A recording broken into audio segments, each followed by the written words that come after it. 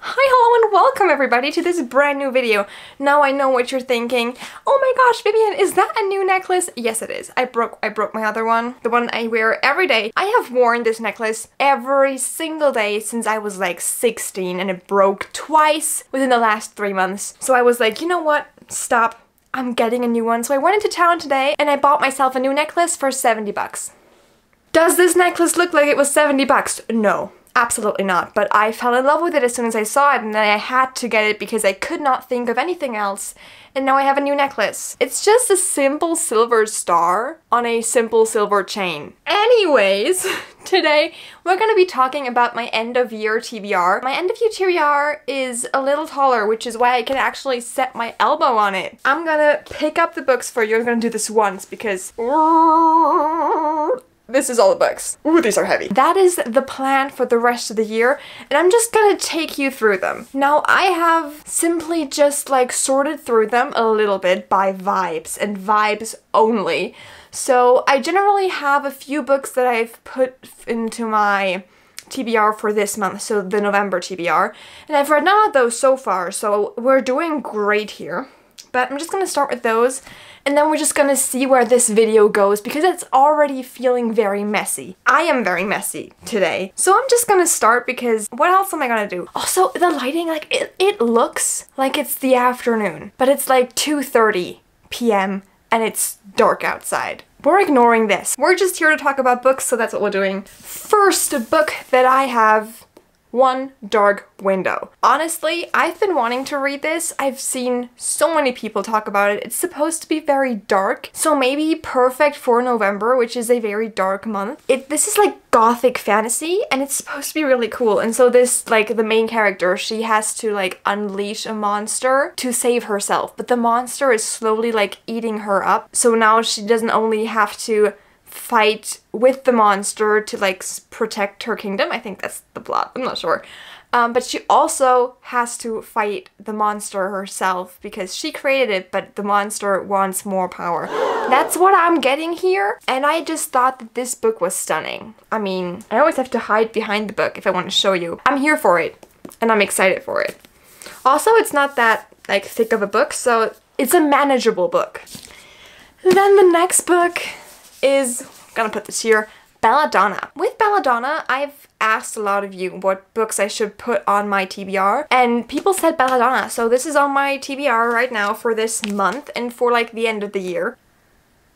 I'm just now reading what Belladonna is about. So apparently the main character makes a deal with death to save her adopted family and to stop a murderer. This sounds so cool. Now I want to read this. I might just pick this up today, actually. No, I'm reading 2 books at the time. Like, slow down. This sounds so cool. I am so excited for this. I'm sorry, what? Oh my gosh. The back says, Signa opened her eyes, and death was there before her, watching, waiting. What? Oh my gosh. It's so cool. I have a slight obsession with death, honestly. So the next book is one that I've been anticipating, but I am so terrified of this book, and I'm so scared that I'm gonna hate it. We have A Curse for True Love. Now, the fact that I haven't read this one is already embarrassing, because I loved the first one. I loved the second one. I'm pretty sure I'm gonna love the third one, but I started reading like the first 2 pages, and it's the worst trope in the history of tropes. Why would you put amnesia in a book? I hate the amnesia trope. I hate when people forget something about their past, and I'm just scared. But I definitely have to read it, because it's fun. Also, I still have the post-its in there from when I made that video on how to like get over your reading slump. The post-its are still in there. I haven't taken them out. I might actually need them. I am scared. This is the only reason why this is still on my TBR, is because I'm super, super scared of it. And because I'm low-key in love with Jax. Okay, last book on the November specific TBR is Legendborn. I have been getting so much shit for the fact that Legendborn has been on my TBR for about 2 years. It's been on this shelf, sitting there chilling in a corner for 2 years. I've been too afraid to pick it up. The thing is, I know that this is good. I know that I'm probably gonna be loving this, but I'm still terrified, and I don't know why. We have like a secret society of students that hunt down demons. I want to read this. I do. Why haven't I? Why am I not just reading this now? I want to read all of these. That's the issue. I have too much to choose from. So I want to read them all, and then I'm overwhelmed by it. And then I read like smutty romance. Don't worry, there is smutty romance in this pile as well, because otherwise I'll go crazy. I mean, these aren't the only books I'll be reading, but a few of them. 10 books might also be a little ambitious. You never know. Now we're going over to the specifically Christmas part of this video. I have a few books that I want to read in time for Christmas to get in the mood in case I'm not in the mood. It's 2 books, okay? We can deal with 2 Christmas books. Make You Mine This Christmas. I want to read this because I believe this is a cute romance. She is fake dating this guy, and then the back only says, the first rule of fake dating is not to fall for the guy's sister. I love it. I'm here for this. I like it a lot. I think the cover, like the artwork, is so cute. It's just, it looks perfect. It looks like a cute and little different Christmas romance that I'm just like ready for. And then we're moving to the second Christmas book. There's still a sticker on the back. I never even bothered to take off the sticker. Wow, this book is in a horrible shape. But the book I'm talking about is Midnight in Everwood. This is a Nutcracker retelling, and as far as I'm concerned, the Nutcracker is a Christmas ballet and also a Barbie movie, which is why I know the story of the Nutcracker. Because I've seen Barbie in the Nutcracker. My knowledge of a lot of stories is because of Barbie movies. And I'm not ashamed of it. I like Barbie movies. We should all watch more Barbie movies. The world would be a better place. Just putting that out there. But this one, we have the Nutcracker retelling. I'm not entirely sure what else we have, but I think it's just that. See, I also remember, because I've seen the Nutcracker and the Four Realms, like the Disney movie, so I remember some of the names, like the Dr. Dossenheimer stuff and such and such. I'm excited for it.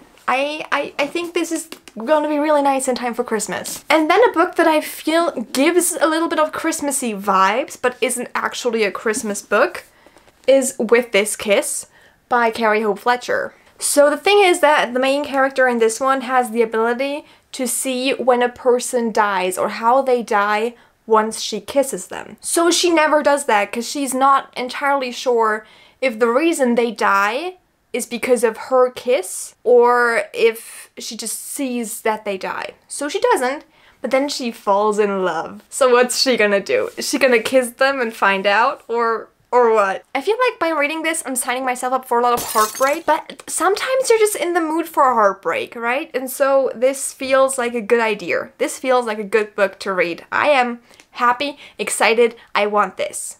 Not sure if I actually want this, but right now I want this. So I'm reading this sometime this year before New Year's. That is the plan. And if I don't get through all of these, I'm gonna have to make like a New Year's readathon where I read all of these crazy books. Now the last 3 books don't have anything to do with being spooky or with being Christmassy. The next one is Immortal Longings. If you are confused by the coloring of this book, it is the special edition. Ho ho, I like it. I can never get over how incredibly stunning these special editions are. The changed covers, like the reflections. Perfection. Perfection! And like also it has a signature by Miss Chloe Gong. Like all of her other books, I think this one is set in Shanghai. I believe it is Shanghai. She is sticking with the Shakespeare plays. So this is apparently Antony and Cleopatra. I have to say I've not read that. I've read Romeo and Juliet and I was very upset with that one. I didn't have a good time while reading Romeo and Juliet, but I did read this in my own time. It was my personal decision. I wasn't forced to read it as part of like school. We were watching the movie in school, not reading the book, but I was still reading the book. I was weird in school. Anyhow, this isn't Romeo and Juliet, but it's probably gonna be just as good as these Violent Delights, and so I am excited for it. Very, very much excited for it. I am looking forward to reading this as well. And then I have 2 books that absolutely do not fit into these categories. They're not spooky, they're not Christmassy. First off, Reckless by Elsie Silver. This isn't Christmas. This is spicy cowboy small town romance. And I'm here for this. I've signed up for this. I've been sitting there, I've been holding up my hand and being like, yes, please, gimme this book. And now I have it. And I've had it for like 2 or 3 months now and I've not picked it up. So I guess it's time now. But I loved all the other books in that series, like the Chestnut Spring series. I've loved the other ones, so I definitely need to pick up this one. And then I also need to pick up the last book in that series because you know it's gonna be good. This is already one of my like auto-buy authors and I'm just excited. I'm just here for this book, specifically this book. Not any other, just this book. Oh my gosh. Ooh.